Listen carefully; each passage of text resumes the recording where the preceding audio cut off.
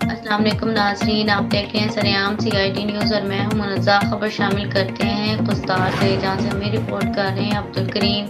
ان کا کہنا ہے کہ ضلع خضدار تحصیل زہری میں تیز بارش اور ژالہ باری سے کھڑی فصل تباہ، گندم کی تیار فصلیں، ٹماٹر، پیاز، آلو بلکہ بہت سے فصلیں تباہ، اور زہری کے زمیندار کو بڑا جھٹکا۔